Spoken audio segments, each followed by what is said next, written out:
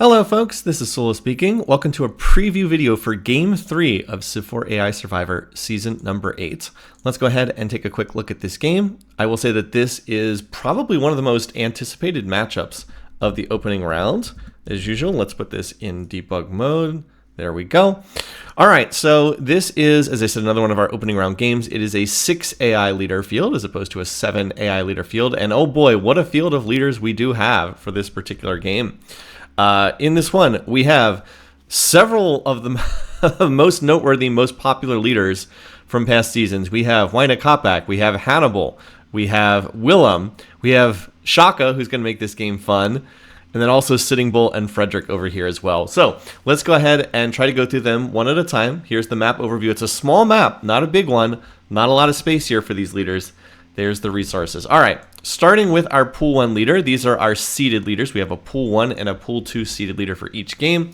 Pool 1 seeded leader for this game, Kopak, the all-time highest scoring leader in Civ4 AI Survivor history.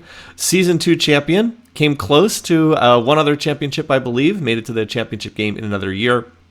He has the most victories of any leader. He has the most kills of any leader in the competition. He just seems to have an ideal setup for doing well in this competition. Financial trait, always really good. He can win by culture. He can win by spaceship. He can win by domination.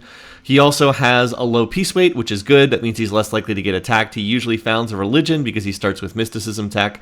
And then that opens up a lot of possibilities as well. That does not mean Kopak is invincible. And in fact, this starting position is somewhat questionable because it's not. It does not have an agricultural food resource. There's no wet corn or wheat or anything like that here to juice up his start. And he also has double wonder resources, which could be good because he's industrious, but it also could be bad if he goes a little too wonder crazy. So a lot of possibilities here. I know a lot of people will pick him, but I also know there's a lot of people who will not pick him as well. All right, going over here, our Pool 2 leader is Hannibal. We have switched his colors to blue because we have Willem, the Dutch leader, in this game as well. This guy is a favorite for at least a number of people in the picking contest. There's a number of people who seem to just really like Hannibal and they think he's been a bit unlucky. He's another leader who has financial charismatic, very, very good traits. He's more militaristic than Kopak. Likely to do more fighting. His starting techs are not particularly well suited to this opening, and he does seem to be squished on land a little bit down here in the corner. But to be fair, he also does look like he's probably going to get this floodplains valley, river valley up here, and that plus financial is pretty darn good. So I'll be interested to see how much attention he gets in the picking contest, especially given that he starts next to Sitting Bull. Okay, those are our 2 seeded leaders for this game. Our unseeded leaders. Starting up here in the northeast, we have Frederick, who may have drawn the best starting position for this game. It's pretty isolated up here, has a lot of room to expand.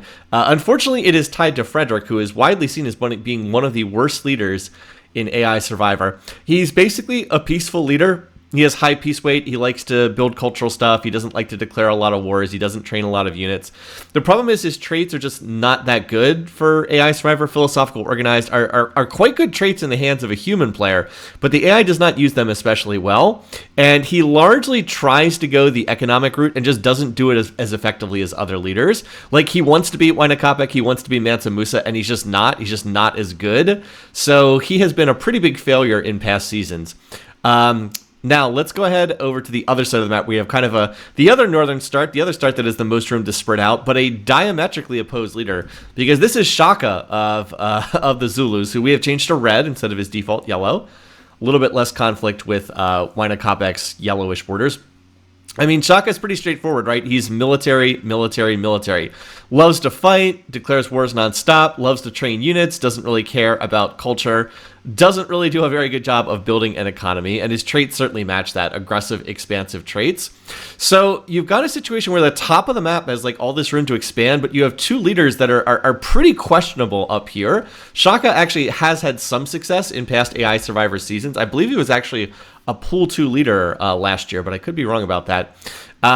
But that said, there's no way that he can keep up economically with some of the other leaders in this game. So if he's going to win this game, he's going to have to run over the whole field and win by domination. And I'm sure some people are going to pick him to do that. All right, our last two leaders. Over here, we have another leader with a lot of personality. This is Sitting Bull of the Native Americans, who I think is, along with Frederick, one of the worst leaders for this competition. He has really bad traits, philosophical, protective, don't have any synergy, don't really work together. Sitting Bull has the weird combination of he has a high peace weight, which means that he is predisposed to like other peaceful leaders, and he doesn't declare war very much, but he also loves to build units. So he likes to build units, but then not declare war. If that doesn't sound very effective, it's because it's not a very effective strategy at all. That said, once again, he's got a nice starting position here. It's like the stronger leaders have weaker starts and the worse leaders have better starts. He does start with agriculture tech, so he'll be able to hook up this wet corn right away. He's got copper, he's got the plains cow. Like, this is a good starting capital. But it's Sitting Bull, who has been incredibly ineffective in past seasons. And he is in the middle of 4 other leaders here. So I suspect we'll get a lot of Sitting Bull first to die picks in this game, and we'll have to wait and see if that happens. Then finally over here, we have another big econ leader. This is Willem of the Dutch. Creative financial, absolutely amazing traits here. He's drawn a starting position that I think synergizes pretty well with his traits. Now, his other trait is he's agriculture fishing for his start, so he whiffs on the fishing tech, but he has a wet rice here. He has marble here. He has a copper resource here, and he has a Plains Hill start. So this is a pretty nice capital. The big question is, he is in between Shaka and Wainakopek. So does he get attacked by Shaka? Does he get run over by Shaka? Or can he start to put those amazing economic traits to his favor? Willem is infamous in our community for not researching rifling tech. Like, he'll have the game won and he just won't research rifling tech, and then he's thrown away a couple games that he could have won easily. That said, he is close to being a seeded leader. Him and Shaka are both pretty close to being a seeded leader. So this is a pool, a game that's drawn a lot of strong leaders in it. And I think that, again, this is one of the most fascinating games of the opening round. I think there's a lot of interest in what's going to happen here. Okay, so logistical details. Again, I mentioned this throughout the video, but we run a picking contest. If you want to get your picks in, we try to predict who's going to be the winner, who's going to be the first to die, and some fun other categories. There's a link to that underneath this video. I am actually not going to be here a week from today. So June the 14th, I will not be here. I will be out of the country in the United Kingdom. So this game will take place 2 weeks from today. It'll take place on June 21st. And the game is going to take place 1 hour later than our normal start time. Normally it's noon Eastern. It's going to start at 1 p.m. Eastern, so it's 1 hour after our normal start.